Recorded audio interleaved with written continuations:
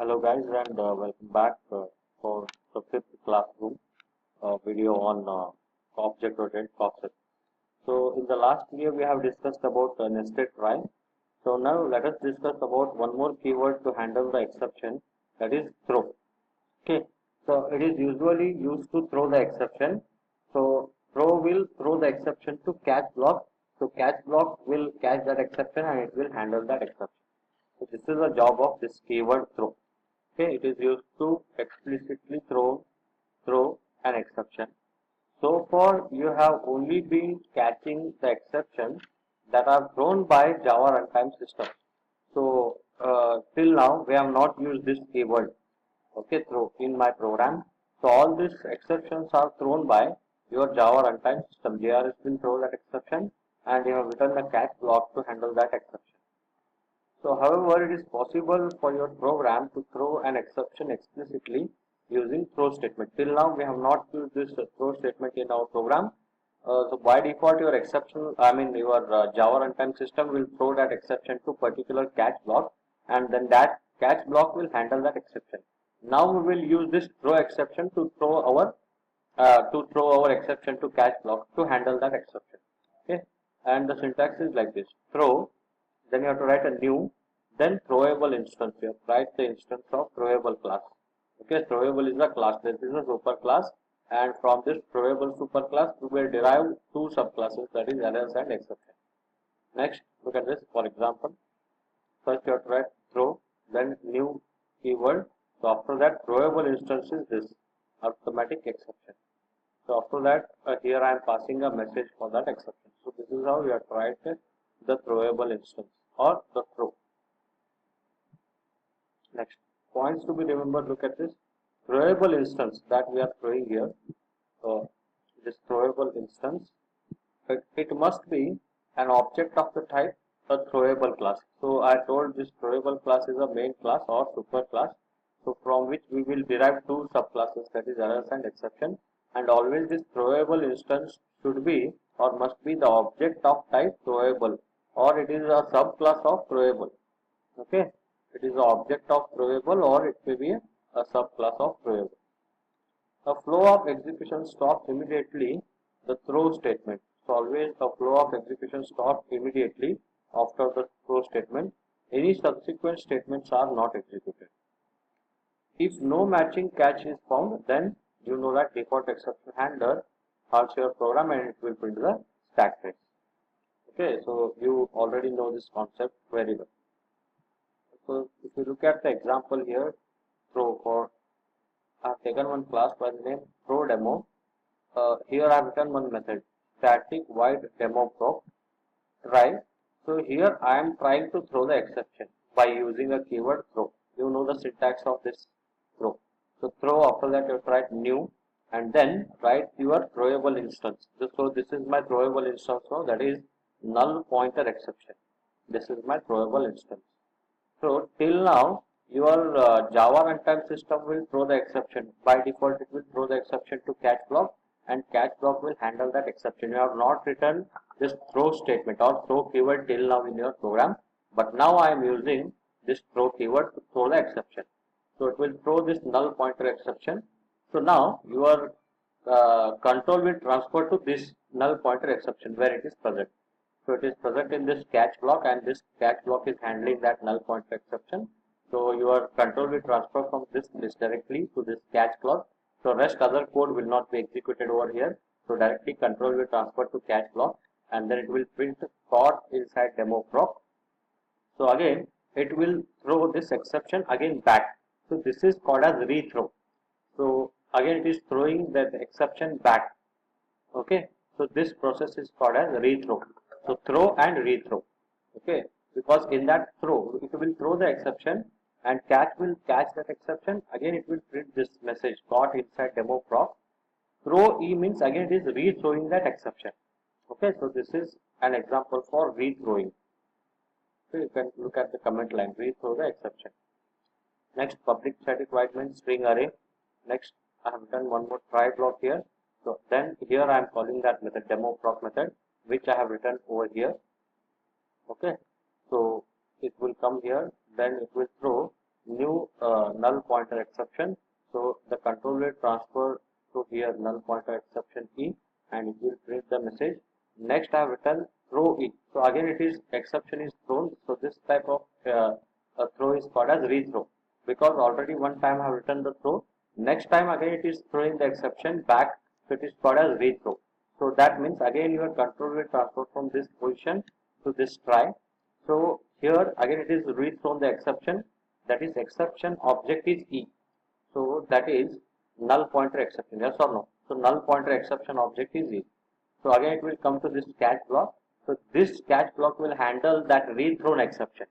Okay, that is very important here. Next system.out.println, look at this, record that exception. Because if it is rethrown, this catch block will handle that rethrown exception and it will print it as record with exception object. Okay, because it's here it is thrown null pointer exception and this catch block will handle that null pointer exception. Again after printing this message caught inside demo proc, again I am throwing that exception. So this throw is called as rethrow. Okay, so your exception object will come here to this catch block and this catch block will take that object E and then it will print this message record with exception object. So this is a demo of your throw, okay, throw keyword. So I think you got this concept very clear. So in this program gets two chances to deal with same error. So my error in this program is null pointer exception. We are getting the same error, and that is null pointer exception. You can see over here, yes. So two exception, that is two exception. Both the exceptions are null pointer exception. Okay. So this program gets two chances to deal with the same error, that is null pointer exception. First is main, and another is there in demo block. You can see over here in this example, one exception handled is by main catch block. Look at the catch block, it will handle null pointer exception. Again, this demo proc method, which is present in this class, the throw demo, again it is also handling the same exception, that is null pointer exception. Okay. So one is this demo proc method then sets up another exception handling context and immediately throw the instance of null pointer exception which is caught by the next line. So it will throw this null pointer exception, throw new null pointer exception which is catched by this next line, that is catch null pointer exception E. Okay, so it will print caught inside demo caught. Next, you can see over here after this caught inside demo proc is printed, again it is rethrowing this exception. Again one more time throw E is there. So this exception object will be thrown back to the public static void main method. So here, because calling function is here, so your object is passed back here. Again, this catch block will handle that rethrown exception. So thrown exception is type E. So E refers to null pointer exception object. So here it is handling that null pointer exception and then it will print a record with E, that is object of null pointer exception. Then it will print java.lang.null pointer exception. You can see over here the result. You can see. So the exception object is java.lang.null pointer exception. Okay, because we are rethrowing that exception. Rethrow. Okay. The program illustrates how to create a Java standard exception object. Pay close attention to this line. Throw new null pointer exception. So you have to first write throw, then after that you have to write this new keyword, and after that you have to write this instance, throwable instance.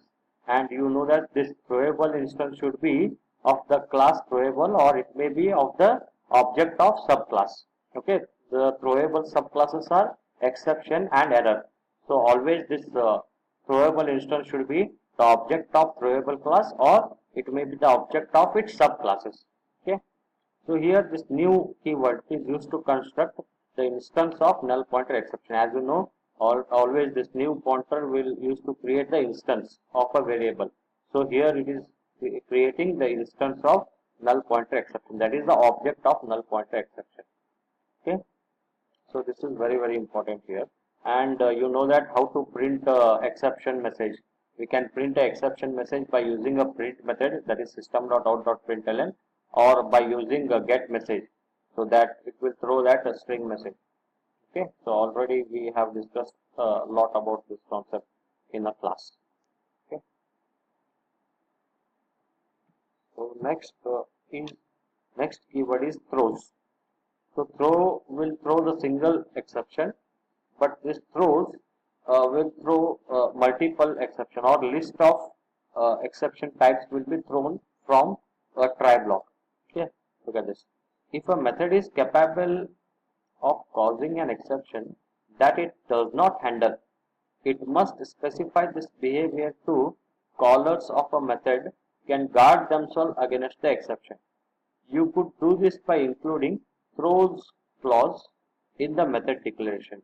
So while declaring a method, you have to write this throws clause. So this happens only when if a method is not able to handle the exception. Exception is generated, but you are not able to handle that exception. Uh, at that moment, you have to write this throws keyword, throws clause along with the method declaration. Okay.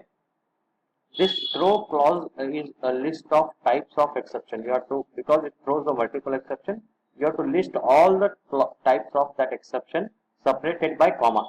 Okay. So, for example, arithmetic exception, comma, array index, out of bound exception, like this. You have to separately write the list of the types of exception.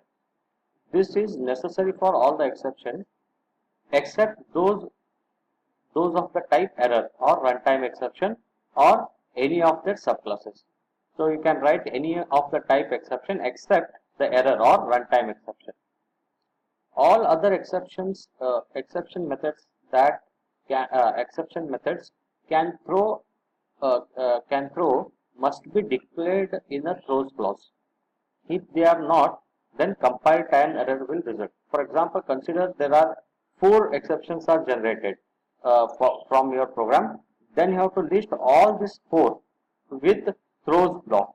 Okay. For example, array index out of bound exception, comma, arithmetic exception, comma, null pointer exception, like this. So how many exceptions are generated? That many exception list you have to write here. Okay. Otherwise, your compiler will generate one compile time error for you.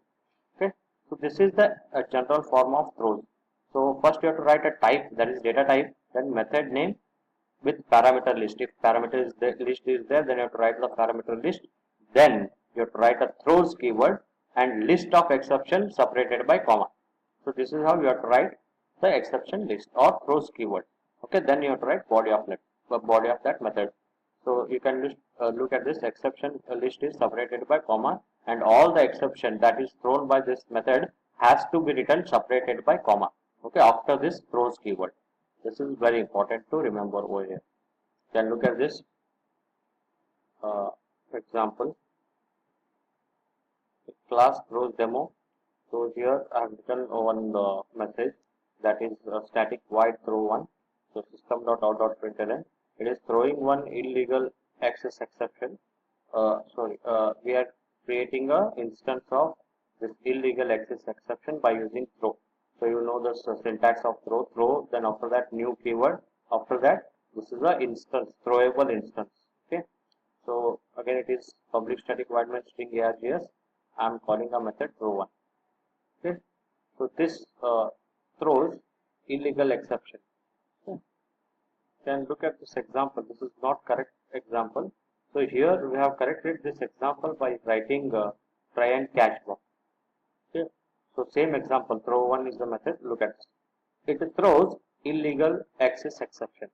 So after that throw, if it is throwing only one exception, that I have written it over here. So if more than one exception is there, then you have to write it by writing like illegal access exception, comma, arithmetic exception, like this.